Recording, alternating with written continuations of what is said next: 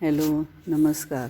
प्रथम आपणा सर्वांना मकर संक्रांतीच्या हार्दिक शुभेच्छा. तिळगुळाची पोळी आज आपण बघणार आहोत. मला हा व्हिडिओ टाकायला काही कारणास्तव वेळ झालेला आहे, पण मला फार इच्छा होती म्हणून आज मी हा व्हिडिओ टाकत आहे. तर आता प्रथम आपण बारीक चिरलेलं गूळ एक बाऊलभर घेतलेला आहे. तो आता आपण पातळ करून घेऊया, म्हणजे सैल करून घ्यायचा आहे. आणि सैल होताना आपण त्यामध्ये 2 चमचे तूप घालणार आहोत. तुपामुळं काय होतं, पोळीला मऊपणा छान येतो. त्यामुळं साजूक तूप 2 चमचे घालायचे आणि गूळ पण मऊ राहतो, कडक होत नाही. आता हे असं आपण छान पातळ करून घेऊया. हे बघा, छान सैल झालेलं आहे. आता आपण गॅस बंद करू आणि कढई खाली उतरवून घेऊया.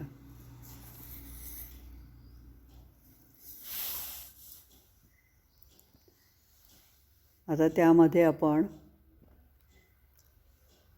2 चमचे डाळीचं पीठ म्हणजे चण्याचं पीठ,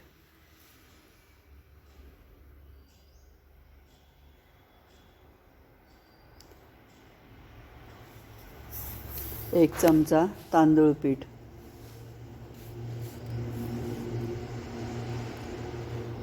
आणि 3 मोठे चमचे तिळाचं कूट.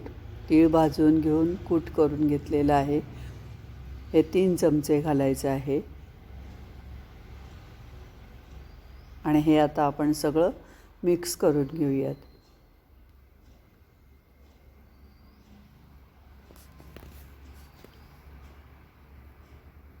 आता हे एक आपण ताटलीमध्ये काढून घेऊन ते आपण छान मळून घेऊयात. त्याचा छान असा गोळा करून घ्यायचा आहे. गोळा तयार झाल्यानंतर परत हातावर 2 चमचे तूप घ्यायचं आणि परत त्या गोळ्याला लावून तो गोळा परत छान मळून घेऊन तो झाकून ठेवायचा. 1-2 मिनटं पुरे होतात. हे बघा, हे 2 चमचे तूप घातलेलं आहे. आता आपण छान परत मळून घ्यायचा.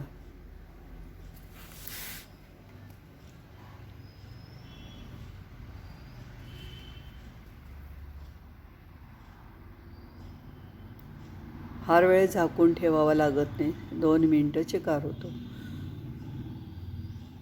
डाळीचं पीठ हे न भाजताच घ्यायचं आहे. डाळीच्या पिठामुळे कोरडेपणा होतो गुळाला आणि तांदळाच्या पिठामुळे खुसखुशीतपणा येतो. तर आता आपण हा गूळ आपला तयार झाला. आता आपण त्याच्यासाठी कणिक भिजवूया. ते कणिक भिजवताना आपण 3 बाऊल कणिक घ्यायचे, म्हणजे गव्हाचं पीठ घ्यायचं आहे.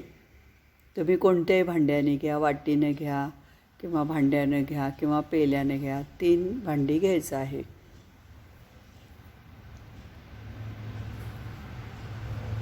एका बाऊलच्या गुळाच्या आपल्या सारणामध्ये 15 ते 16 पोळ्या होतात, मोठ्या मोठ्या, माझ्या साईजच्या, मी ज्या लाटलेल्या आहेत त्या. आता हे 3 बाऊल आपण कणिक घेतलेली आहे.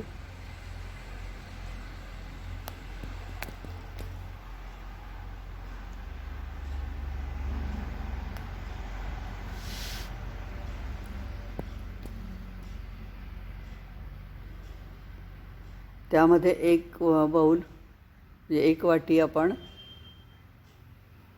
डाळीचं पीठ घातलेलं आहे आणि पाऊण वाटी तांदूळ पीठ,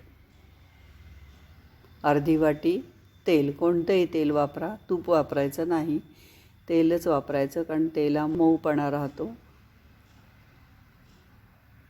या दिवसात तुपामुळं कसं तूप आळतं आणि तुपामुळे मग ती कणिक आळून येते, म्हणून तूप वापरायचं नाही, तेल वापरायचं.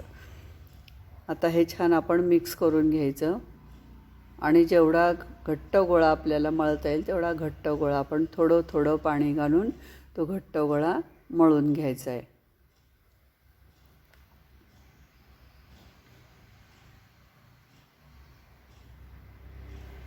हे बघा, हे आता आपण थोडं थोडं पाणी घालायचं आहे आणि जेवढा घट्ट गोळा आपण करता येईल तेवढा तो तयार करायचा आहे.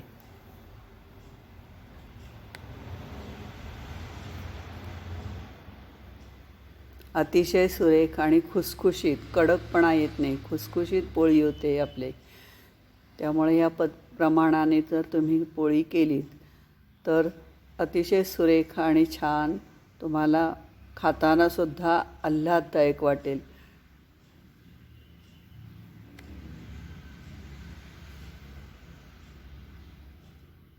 आता हे आपण कणकीचे थोडा वेळ आपण कणिक झाकून ठेवली होती. या कणकीच्या 2 पात्या लाटल्यात.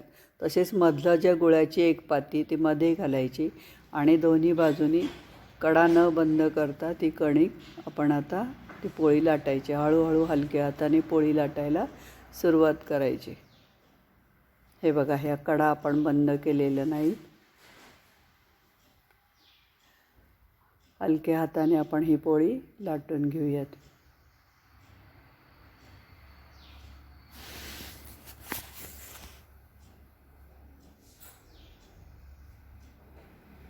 पोळी लाटून झाल्यानंतर ही भाजून घेतलेली अशी आपली पोळी तयार झालेली आहे. हे बघा,